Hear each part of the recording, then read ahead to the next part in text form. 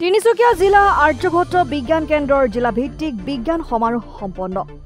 অসম চৰকাৰৰ বিজ্ঞান প্ৰযুক্তিবিদ্যা আৰু জলবায়ু পৰিৱৰ্তন দপ্তৰৰ অধীনস্থ তথা অসম বিজ্ঞান প্ৰযুক্তিবিদ্যা আৰু পৰিৱেশ পৰিষদৰ সৌজন্যত তিনিচুকীয়া জিলা আৰ্যভট্ট বিজ্ঞান কেন্দ্ৰই দেওবাৰে বৰহাবজান হিন্দী মধ্য ইংৰাজী বিদ্যালয়ত জিলাভিত্তিক বিজ্ঞান সমাৰোহখনি অনুষ্ঠিত কৰে।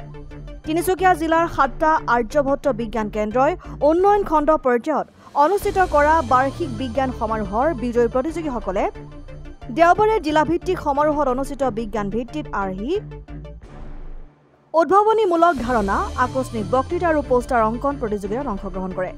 বিয়লি অনুষ্ঠিত সমাৰোহৰ সামৰণি তথা বঁটা বিতৰণী অনুষ্ঠানটিত সভাপতিত্ব কৰে বিশিষ্ট উদ্ভাৱক সুৰেন বৰুৱাই।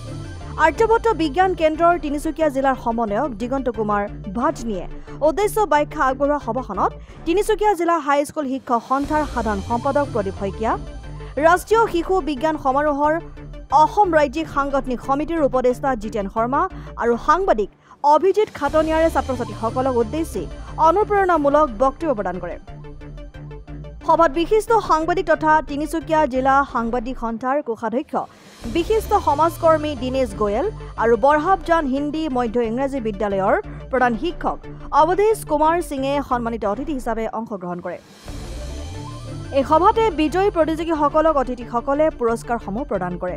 বিজ্ঞান ভিত্তিক পোষ্টাৰ অংকন প্ৰতিযোগিতাত লাইপুলি বিবেকানন্দ কেন্দ্ৰ বিদ্যালয়ৰ সংস্কৃতি দেৱীয়ে প্ৰথম, কাকপথাৰৰ ৰাধাকৃষ্ণন একাডেমীৰ বেবিকা গগৈয়ে দ্বিতীয় আৰু মেঘেলা উচ্চ মাধ্যমিক বিদ্যালয়ৰ হিমাংশু সোণোৱালে তৃতীয় স্থান লাভ কৰিবলৈ সক্ষম হয়।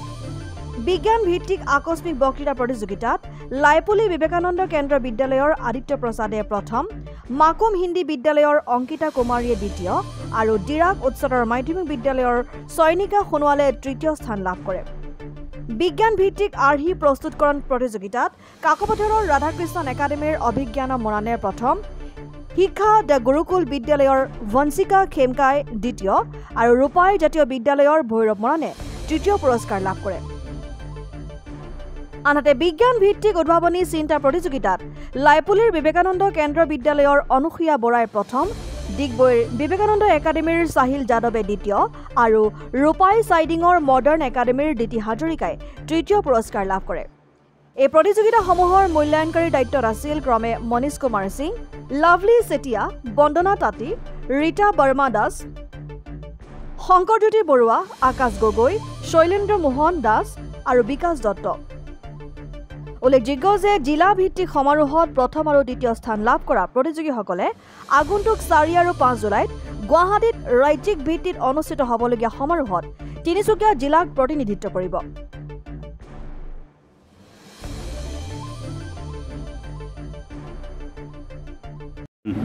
অসম চৰকাৰৰ বিজ্ঞান প্ৰযুক্তিবিদ্যা আৰু জলবায়ু পৰিৱৰ্তন দপ্তৰৰ অধীনস্থ অসম বিজ্ঞান প্ৰযুক্তিবিদ্যাৰ পৰিৱেশে ৰূপায়ণ কৰা আৰ্যভট্ট বিজ্ঞান কেন্দ্ৰ তিনিচুকীয়া জিলাৰ আজি 15তম বাৰ্ষিক বিজ্ঞান ভিত্তিক প্ৰতিযোগিতা আৰু সমাৰোহ বৰহাবজান মধ্য ইংৰাজী বিদ্যালয়ত উদযাপন কৰা হয়।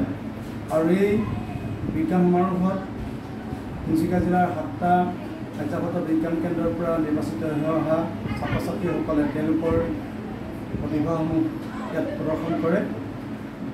ছাত্ৰ ছাত্ৰীসকলে বিজ্ঞান ভিত্তিক আকস্মিক প্ৰতিযোগিতা, বিজ্ঞান ভিত্তিক মডেল মেকিং কম্পিটিশ্যন, বিজ্ঞান ভিত্তিক পোষ্টাৰ ড্ৰয়িং কম্পিটিশ্যন আৰু এক্সটেম্পৰ স্পীচ কম্পিটিশ্যনত তেওঁলোকে অংশগ্ৰহণ কৰে। আৰু ইয়াতে জিলা পৰ্যায়ত অনুষ্ঠিত হোৱা যে সমাৰোহত ছাত্ৰ ছাত্ৰীসকলক ৰাজ্যিক সমাৰোহলৈ নিৰ্বাচিত কৰা হয়। আৰু এই উদ্দেশ্যে আজি দিনজোৰা কাৰ্যসূচীৰে বৰহাবজান মধ্য ইংৰাজী বিদ্যালয়ত এই 15তম তিনিচুকীয়া জিলা ভিত্তিক আৰ্যভট্ট বিজ্ঞান কেন্দ্ৰ সমাৰোহ অনুষ্ঠিত কৰা হয়।